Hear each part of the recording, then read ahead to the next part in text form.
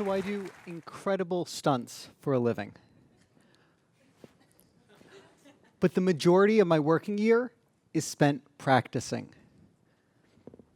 For every move you see on stage today, I've spent countless hours training that skill.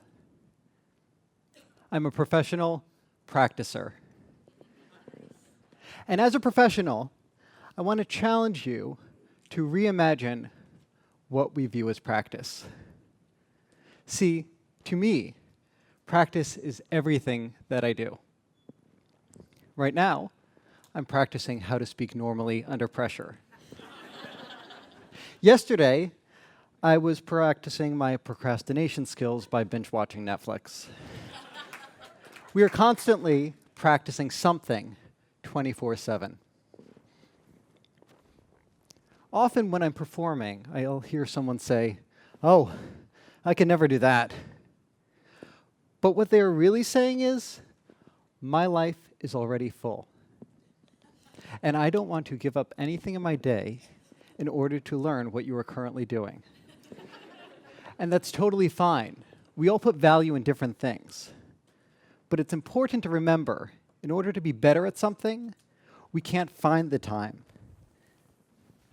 or make the time. We can only replace the time.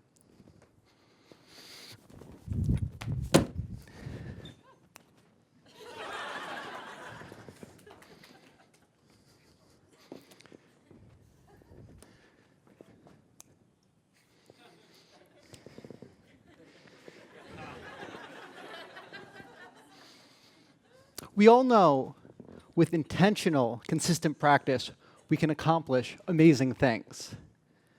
But sometimes that seems so far away. Often when I'm practicing or training something, I'll feel like I'm starting from square one, from scratch. But it's important to remind ourselves we've accomplished so much in our lives so far. Take a moment to marvel at the fact that you can type an email without looking down to find each key before you press it.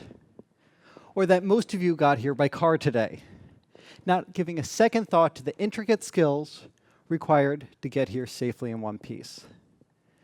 These are mind-blowing things that we take for granted on a daily basis.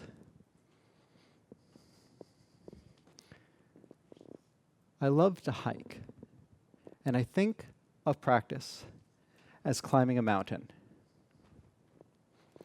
When we first start, we're motivated.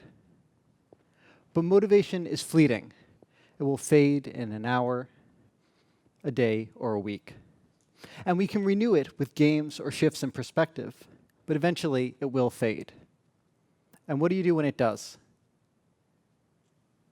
We use willpower, determination. And determination is great.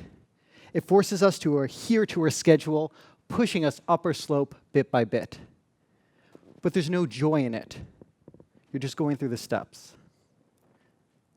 Determination and motivation. Each of these are steps on our hike. If you have one of them without the other, it's like trying to hop up the mountain on one leg. You're not going to get very far, and you're going to look pretty silly doing it.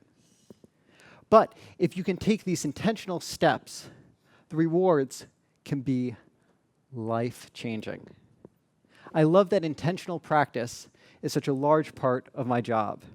A whole world unfolds before my eyes every time I train. Have you ever stared at a spot in your yard? At first glance, it's just a bunch of grass covering the dirt. But if you spend a few minutes, your eyes will detect some movement. A robin hopping around, trying to find a bug, or a squirrel squirreling underneath a leaf looking for a nut. You study it for a bit longer, and you realize there's a highway of ants tracing their way through the jungle of grass, bringing food home to their queen. And you realize it's not just grass.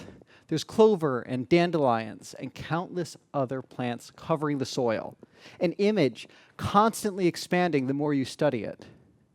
Those moments of delight when I discover a new level of complexity is what has kept me training through many challenges. Throughout my career, I was rejected from circus school 3 times, deported from Europe, dropped on my head from 6 feet in the air, and have been struggling with an autoimmune disorder. About 10 years ago, I was working with the circus when one day I discovered a patch of dry skin on my forehead. Despite much moisturizer, it did not go away. And when I made it back to the United States, I saw a dermatologist who informed me I had psoriasis. Over the next several years, it spread until it covered most of my body. The doctor I saw said it was the worst case he had ever seen. It made the most mundane movements extremely painful. Some nights I wouldn't be able to sleep as the feeling of the bed in contact with my skin felt like burning. Really, I had budget leprosy. As a starving artist, I couldn't afford the real thing. Thankfully now, it's under control.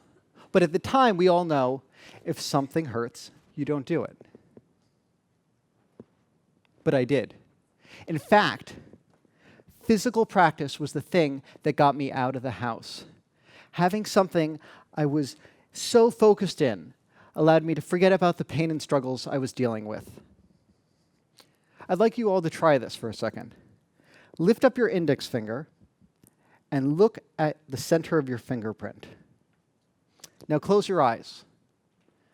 Now ask yourself, what is the color of the shirt that the people on either side of you are wearing? See, this is what practice was for me. By having something I was so focused on, it allowed me to fall into that world and for a time forget about the problems I was dealing with and the color of my friends' shirts. Not to say it wasn't difficult continuing to train. Over time, I did see a decrease in movement, and on the bad days, I would question the choices I had made. But at the end of the day, I would go to bed with the knowledge that no matter how small or incremental the change, I was continuing to grow. And it's a joy to know that whatever we choose to practice, we will continue to grow. We're always practicing something. We might as well focus on the things that are meaningful to us. I'd like to end with a short demonstration of where my practice has led me. I'm just going to use a little more space. Thank you.